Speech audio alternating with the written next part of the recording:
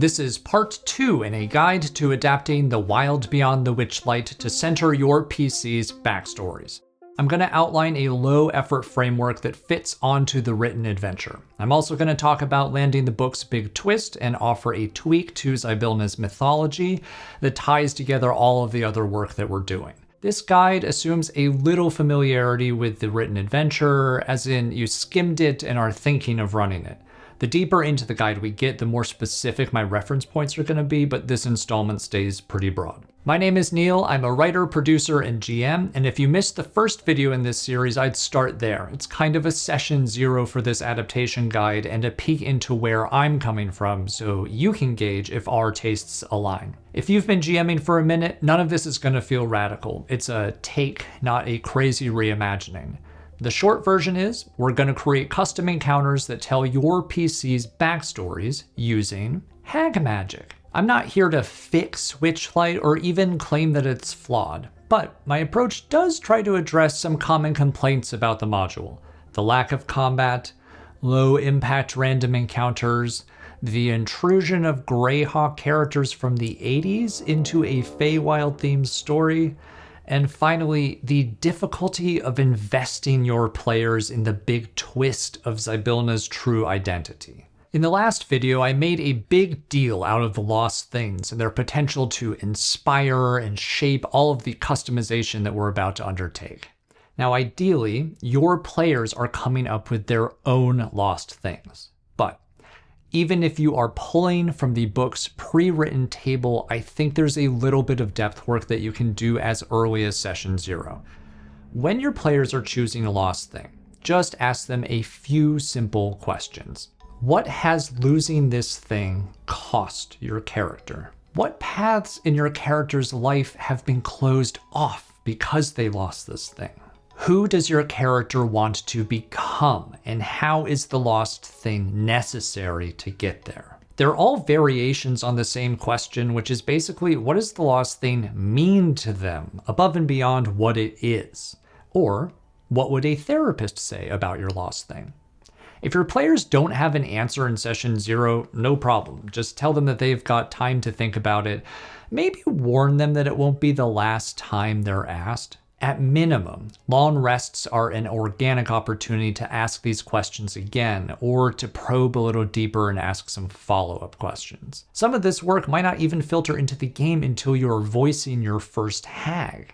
Because if anybody in the adventure is going to be probing your PC's interior lives for weakness, it's going to be the hags. But let's not wait all the way until our first hag encounter to start mining our PC's backstories for present day's story. Here is the heart of the approach. The realms of Prismir are fractured now, unstable and bleeding into each other, giving rise to what I will call prismatic flashes. Prismatic flashes are incursions of the past, present, and future into the rest of the realm, emanating from the hags, but reflecting your PCs. They are little Feywild funhouse mirrors of the thing your players care about the most, themselves. Introducing this concept as early as the Witchlight Carnival in Chapter 1 establishes a pattern that yields dividends as the adventure progresses. By creating encounters directly inspired by each character and mutating them into a hostile perversion of their own lives, every prismatic flash is a mini encounter with a hag's power, a deeper dive on character, and an opportunity for deeper role-playing in the encounter's aftermath. The most natural starting point for these flashes are the character's pasts. In the progression of the Witchlight adventure, Skabatha, Hag of the Past, is not the first member of the Coven players will encounter, and that's okay. Consider these intrusions from her domain a preview of what is to come. And once you've established a pattern, you'll have the flexibility to create prismatic flashes from present, future, and past in any order at any time because the domains are bleeding into each other. So, prismatic flashes are encounters. So what do they look like and how do you prep them? In-game, establish a pattern that kind of announces an intrusion from past, present, or future, even if the players don't understand what is happening yet. When introducing a prismatic flash from the past, you could try something like, as you step forward, a thick mist surrounds you. The smell of rotting wood fills your nostrils, and from above you, a sound like a grandfather clock in reverse. Tock tick, tock tick. The mist parts, and you stand in an environment that wasn't previously there. In other words, the party has stepped into an illusory location from one chapter of one of the characters' pasts. And as the mist parts, waiting for the party is broadly a flashback, either played fairly straight or more fun, distorted as in a funhouse mirror. Even if you have nothing other than the baked-in backgrounds that appear on every character sheet, I think you have enough. I've made rollable tables of inspiration for each of the 16 backgrounds in the 2024 Player's Handbook, and you can find that free supplement on DM's Guild in the link below.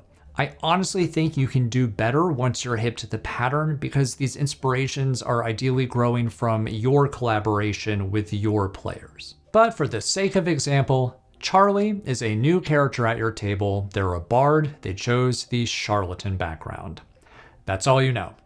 You pull up the guide. On the table is a list of broad inspirations for defining moments from their past. Let's go with a scheme that went awry, okay? The table presents two options. One, straight flashback, in which the charlatan is caught selling snake oil by a local, equally corrupt constable. But I generally prefer the more abstract option presented in the Feywild Funhouse column of these tables. In this case, the entry reads, "The people who imbibed the charlatan's snake oil have turned into vengeful snakes." Fun, dumb, simple is good. Here's how the encounter would flow. Mist gathers, the party hears the clock ticking backwards, the mist parts, revealing a mother and child huddled in the corner, sick, wheezing. They recognize the charlatan who sold them a remedy for the child's fever flesh. That charlatan promised them a cure, but it was a lie. And as the sick commoners' accusations turn hostile, their bodies warp as their skin rips, revealing two giant constrictor snakes who attack. Or if your party's level 1, like one giant constrictor snake and one little baby snake.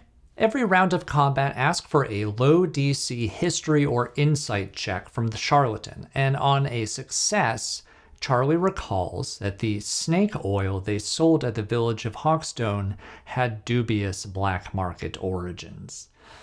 The villagers probably didn't actually turn into snakes IRL, unless that excites you, but this is a warped reflection, a way to imply or outright state that harm was done. It's essential we make it clear with prompts or checks that the character who inspired this flash knows, remembers, or recognizes elements of the encounter.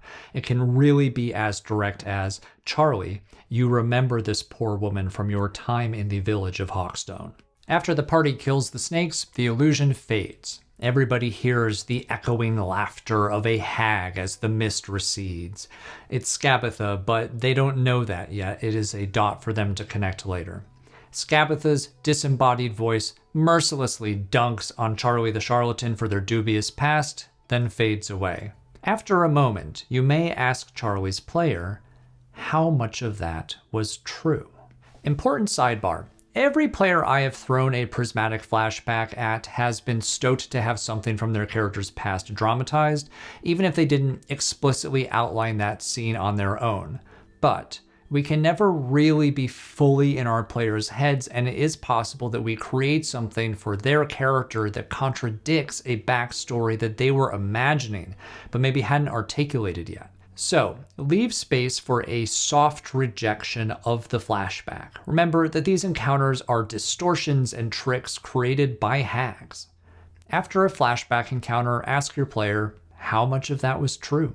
Their answer is now canon. They can even be prompted into filling in some blanks for you if you or another player follow up with, so what actually happened? I wish I could tell you what to populate the encounter with in literal stat blocks, but I don't know anything about your party or the story you're telling, so that work is your side quest. But We can make your life easy. Just reskin level appropriate stat blocks for simple encounters in order to make them bespoke without burning time homebrewing dozens of one-off NPCs and creatures. These encounters don't have to be deadly to be interesting because the real design work is in the layer of character development. In the guide on DM's Guild, I've got 128 options for prismatic flashes from the past, but the macro goal for all of these flashes are kind of the same. Heightening, extrapolating, or mutating very small details for fun, mystery, and immersion. Defining one NPC relationship for the character. Searching for a faction, ally, or villain that can be incorporated later in the adventure.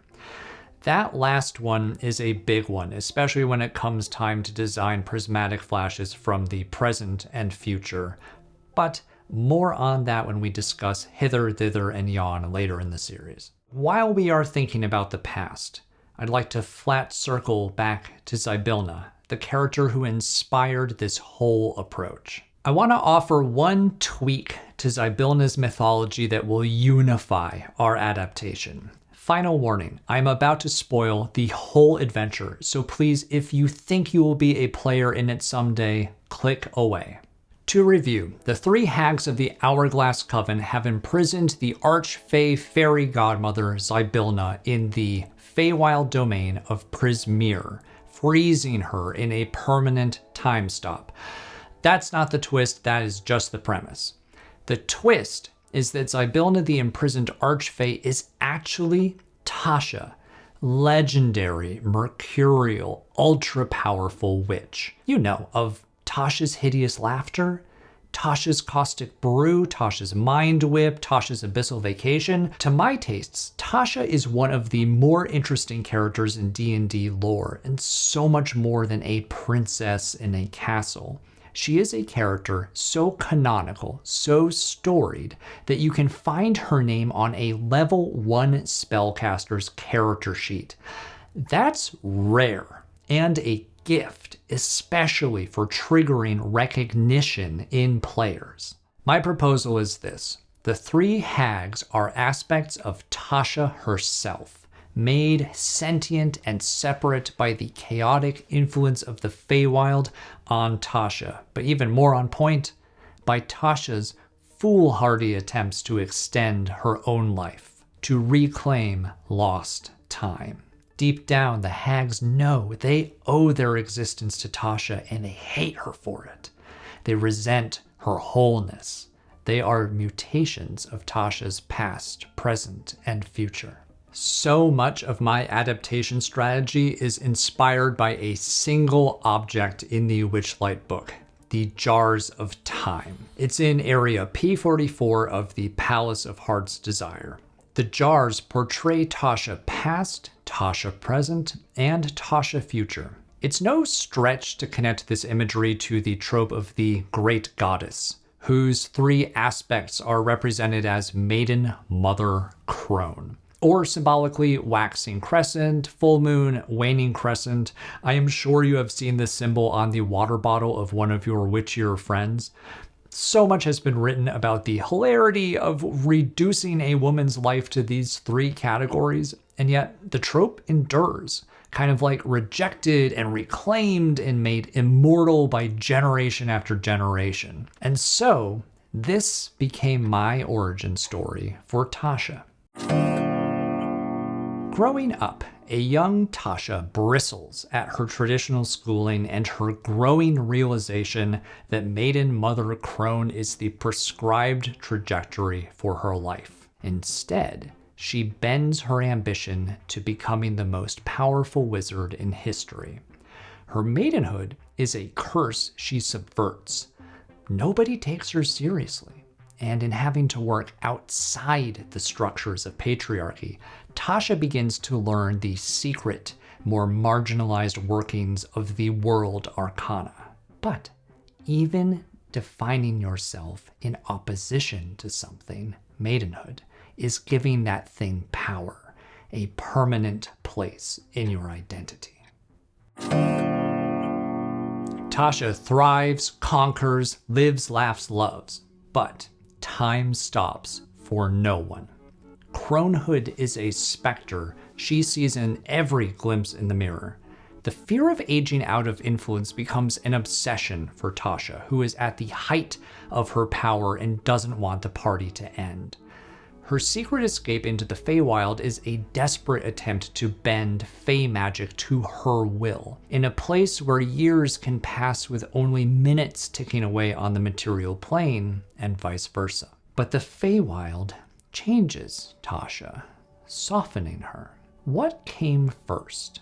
The identity of Zybilna, or her reputation as fairy godmother? One day, Tasha realizes with horror, fairy godmother? No. She has subconsciously ushered herself into a phase of life she thought she had rejected, into a trope. Next stop, Cronehood. Tasha's private experimentation with longevity magic grows fever-pitched until she overreaches. Hubris leads to the prismatic fracturing off of her identity, her aspects, and we now know them as the Hourglass Coven. Independent of Tasha, incomplete and unwhole, the hags mutated into Feywild funhouse reflections of Tasha's worst tendencies. Bavlorna's hedonism and pleasure and power, Skabatha's fetishization of youth and the past, Endelin's terror of her own mortality. They resent Tasha's wholeness, try to claim it for themselves, but are scared that if they kill Tasha, they themselves will disappear. And so, a magical stasis. Time frozen forevermore. A form of immortality. Tasha gets her wish, but in true hag's fashion, it is not how she wanted it. You obviously don't need to go with my take on Tasha in order to use prismatic flashes in your adaptation. But let's assume you're going to try to land the big twist of Zybilna's true identity. Let's also honor that twists are not necessarily for the GM to spring upon unwitting players.